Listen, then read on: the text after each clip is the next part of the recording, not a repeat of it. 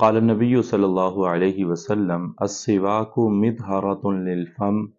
ومرضات للرب او کما قال علیہ الصلاۃ والسلام۔ حضور نبی کریم حضرت محمد الرسول اللہ صلی اللہ علیہ وسلم نے ارشاد فرمایا کہ مسواک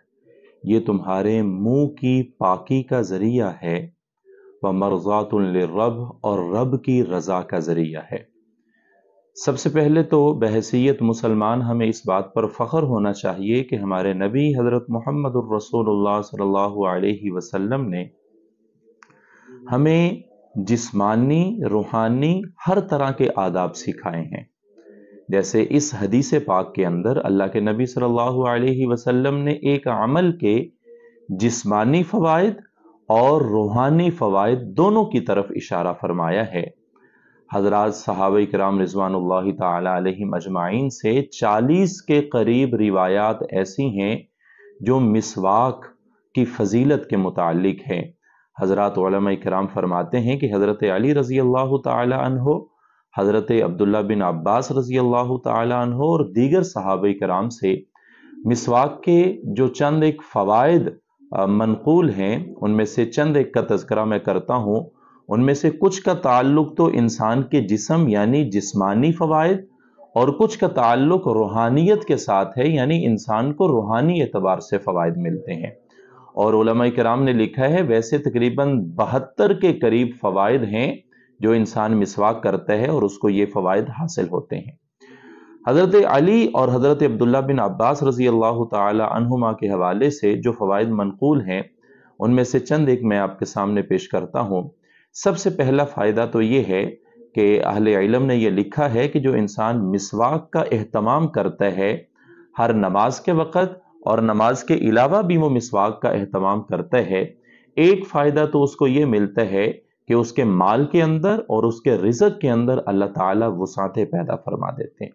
دوسرا فائدہ اہل علم نے یہ لکھا ہے کہ انسان مسواک جو کرتا ہے اس سے انسان کا سر درد ختم ہو جاتا ہے، اس کا حافظہ تیز ہوتا ہے، اس کی بینائی تیز ہو جاتی ہے، اس کی منہ کے لیے یہ مسواک پاکی کا ذریعہ ہے۔ اور اہل علم نے یہ بھی لکھا ہے کہ اس سے انسان کی زبان کے اندر فصاحت پیدا ہو جاتی ہے، اس سے حافظہ تیز ہو جاتا ہے اور اس سے بلغم ختم ہو جاتی ہے۔ اور سب سے بڑی بات یہ ہے کہ اس سے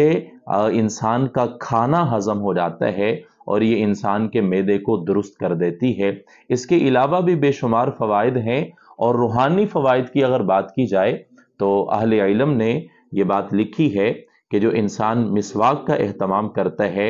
ایک روحانی اعتبار سے فائدہ تو اس کو یہ ملتا ہے کہ وہ انسان جب حالت نزع میں ہوتا ہے تو حالت نزع کے اندر اس کا یہ وقت جلدی ختم ہو جاتا ہے، یعنی حالت نزع جلدی ختم ہو جاتی ہے۔ اور ایک فائدہ یہ بھی لکھا ہے کہ انسان مسواک کرتا ہے تو مسواک کرنے سے اس کو بڑھاپا دیر سے آتا ہے۔ ایک فائدہ یہ بھی لکھا ہے کہ جو انسان مسواک کا اہتمام کرتا ہے، مرتے وقت اس انسان کو کلمہ نصیب ہو جاتا ہے، یعنی اس کو کلمہ یاد آ جاتا ہے اور وہ کلمہ پڑھ لیتا ہے۔ اہل علم نے یہ بات لکھی ہے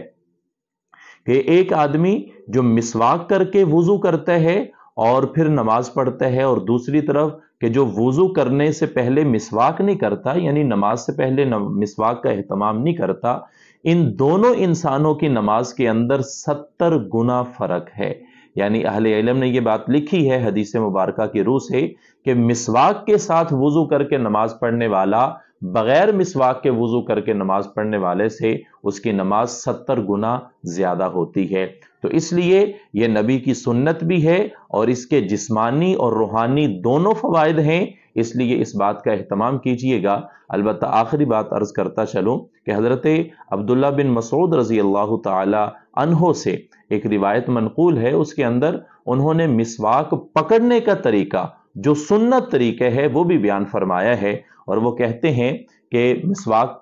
پکڑنے کا جو مسنون طریقہ ہے وہ یہ ہے کہ انسان کی یہ چھوٹی انگلی اور یہ انگوٹھا، یہ دونوں مسواک کے نیچے والے حصے میں ہونے چاہیے، اور باقی یہ تینوں انگلیاں مسواک کے اوپر ہونی چاہیے۔ یہ طریقہ ہے مسواک پکڑنے کا جو حضرت عبداللہ بن مسعود رضی اللہ تعالیٰ عنہ سے منقول ہے۔ پھر اہل علم نے یہ بھی کہا ہے کہ حدیث مبارکہ سے یہ بات ثابت ہے کہ کوئی بھی اچھا کام ہو اس کو دائیں طرف سے شروع کرنا چاہیے، تو لہذا مسواک آپ اپنے دائیں طرف کے دانتوں سے شروع کریں، پھر بائیں طرف کے دانتوں کو صفائی کریں، تو اس سے انسان کے جسمانی فوائد بھی ہیں اور اس سے انسان کو روحانی فوائد بھی حاصل ہوں گے۔ اللہ کے نبی حضرت محمد الرسول اللہ صلی اللہ علیہ وسلم نے فرمایا السواک مطہرۃ للفم ومرضات للرب، کہ یہ مسواک یہ تمہارے منہ کی پاکی کا ذریعہ ہے اور رب کی رضا کا بھی ذریعہ ہے۔ اللہ ہمیں یہ دونوں چیزیں نصیب فرمائے۔